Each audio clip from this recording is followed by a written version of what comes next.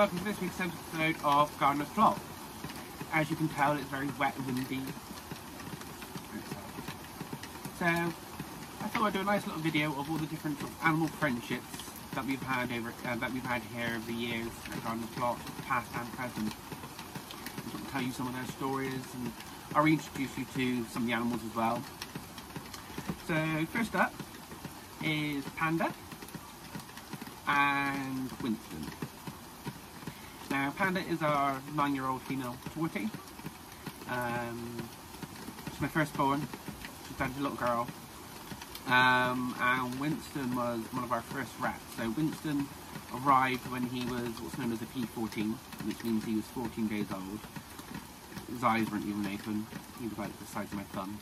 He was like full asleep with my arm. He was beautiful, Winston. Best rat in the world ever. So Panda was just under 6 months, so she'd always been a house cat, and she's always been very gentle of nature. She very rarely sort of goes for any birds or anything like that she sees in the window. She's never really been a huntress, shall we say. So when she was younger, we got Winston. Now when Winston's eyes opened, Panda was already part of his world, sort of thing, because the last couple of days he'd already smelt around his cage. She used to just sort of sit and watch him, and then they kind of like grow up together. Because Winston was never in his cage; he was always running around somewhere. Or if he was in his cage, like say we had to go to work, he'd always come back to Panda, sort of led next to him and stuff. So yeah, Panda and Winston were besties. So here's a little clip of them sort of playing with each other. I'll roll clip now.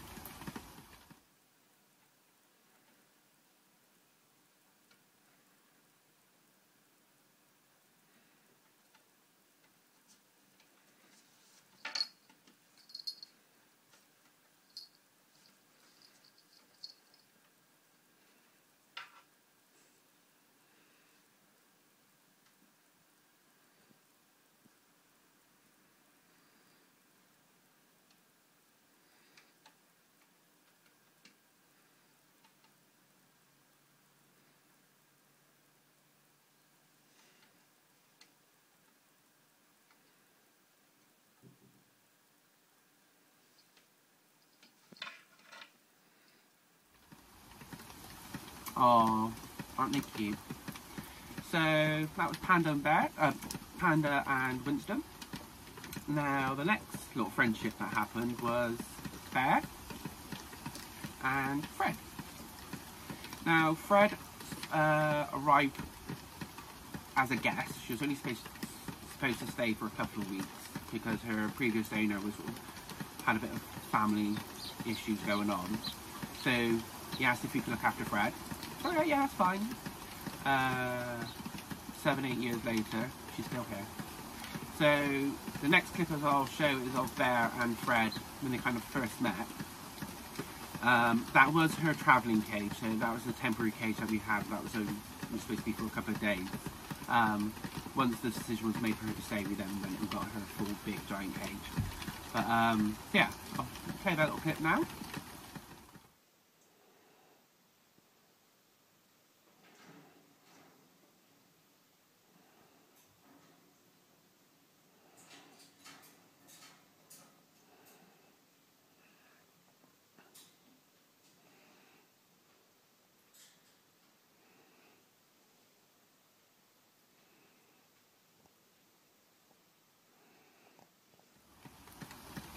Now, they're still friends. Bear will always sit next to, Bear will come down, sit next to Fred's cage, and Fred will come down to sit on the floor. And they just sort of sit there, they don't go for each other. It's really weird. They're like these two old ladies in the cafe that have always sat in those seats for like 20 years judging people. Generally also, just about as we're about to go out the door, like to go on holiday, Bear and Fred sort of just sit there staring at us like they're plotting something. I swear they have house parties. But yeah, Fred was never used to dogs when she arrived to us, but that's why, but she has sort of got used to them because we got them as puppies, so she's kind of accepting most of the animals. She'll sometimes pinch Boston's tail, his tail gets a bit close to her cage, but she's bit like me, she likes to torment sometimes. But yeah, so her and Bear are besties. Who would know? So that's another friendship. So I'll go on to like sort of Maddie when she was a puppy. Maddie is one of our dogs here. This is Maddie. Isn't she gorgeous? So this first clip is of her and Teddy. So Teddy was my old boy ferret. So we already had got Teddy before we got Maddie. So this is their first introduction when Maddie was a puppy.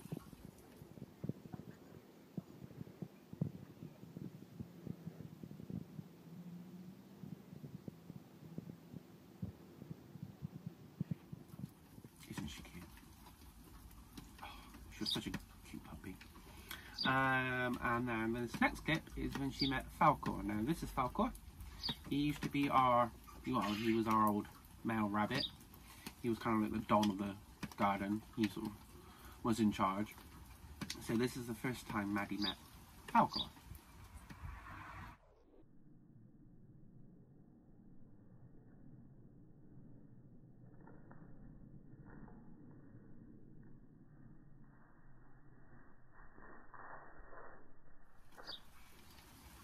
It was one of the best videos I'd ever taken.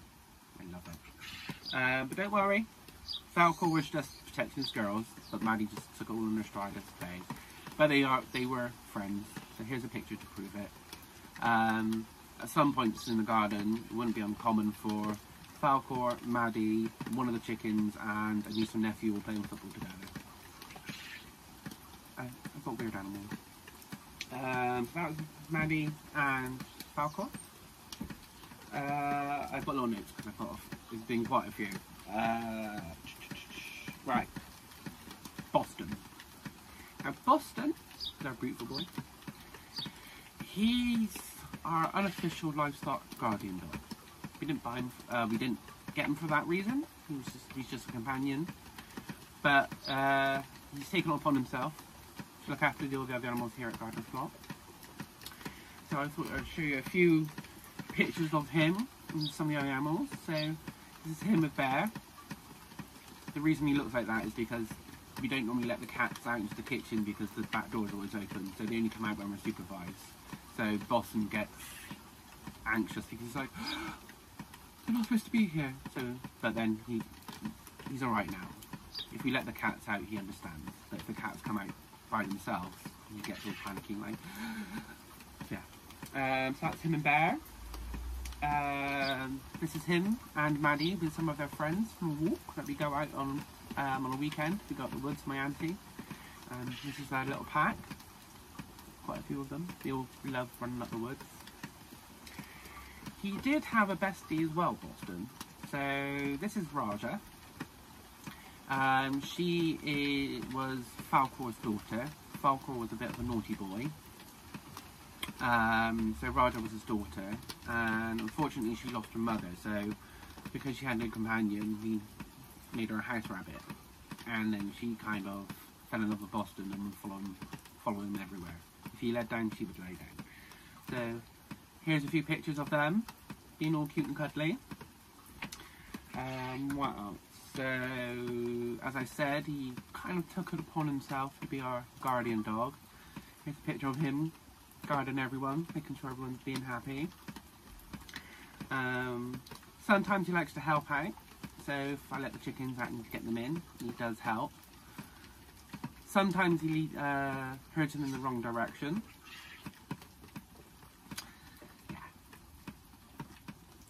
He is helpful sometimes. He's learning, but he gets a little bit too excited sometimes, and he gets in the way or takes in the wrong direction, but we love him for that. Now there is one animal, Boston. Boston and Saskia don't always get on. Now Saskia is a strong, independent squirrel and doesn't need any protection. So, because the dogs are always kept sort of down the bottom end of the garden, if they come up, she gets a bit angry because they're invading her space. So she'll sit there and sort of chatter and grunt at everyone. But Boston's easily offended. He's a bit like a loose woman panel. easily offended and will take it to his grave. But because he knows that Saskia is part of the family, he doesn't always know how to react. So he sort of gets a bit confused. So sometimes, like, I would say 9 times out of 10, he'll just walk back down the garden. Sometimes, mainly when Saskia's back is turned, because that's the only time he's brave, he'll sometimes sort of tell her that he's in charge. So here's a little clip of that.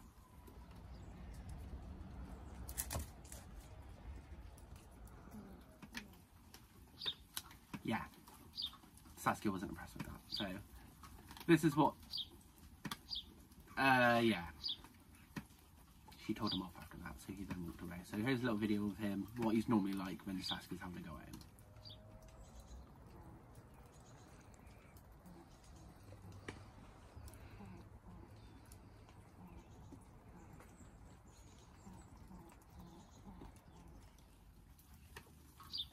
So yeah, that's any time he will ever bark, but it wasn't a proper bark, it was sort of a, I am in charge, but Saskia told him he wasn't, so he accepted that. But he is now starting to teach the new recruits about the ways of the garden, so here he is, meeting the boys. He's getting used to them, because Boston loves scent, he's obsessed with scent, he's an amazing scent working dog. I think the ferrets overpower him a little bit, he gets a little bit like, but he's getting used to them now.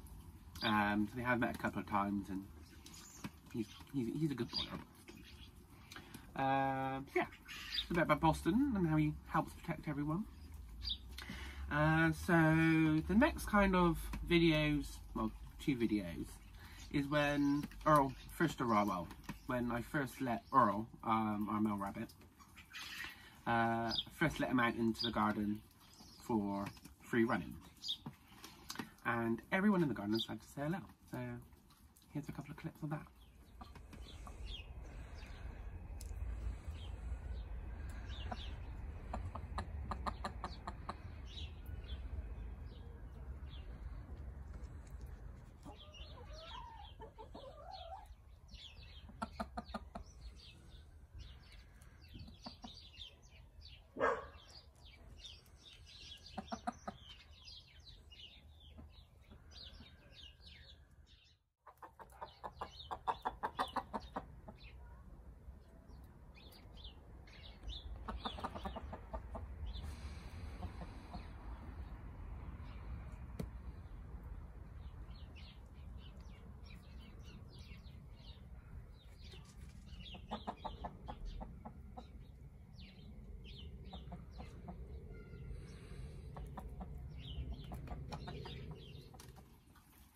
Melt your heart on it. It felt like a Disney movie.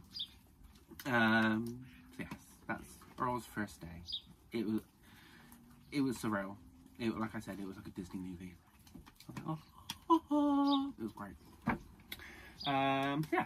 So now the animals that are sort of, I would say, they're not friends, but they're not enemies. They'll say hello to each other in passing. It's like they.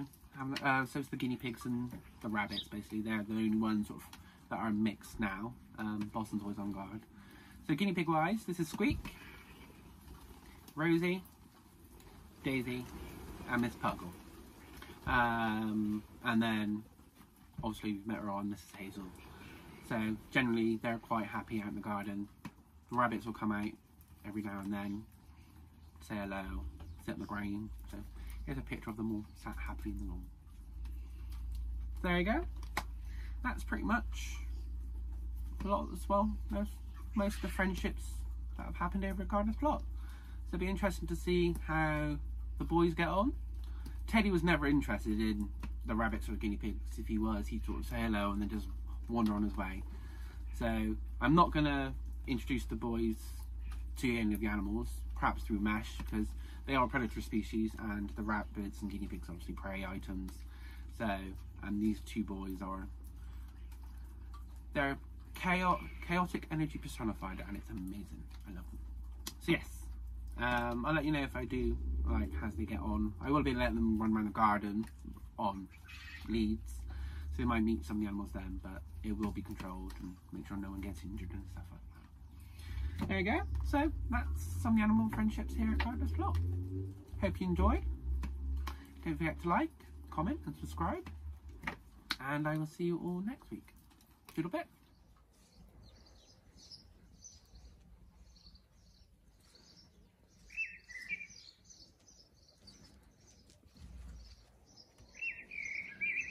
Mm-hmm.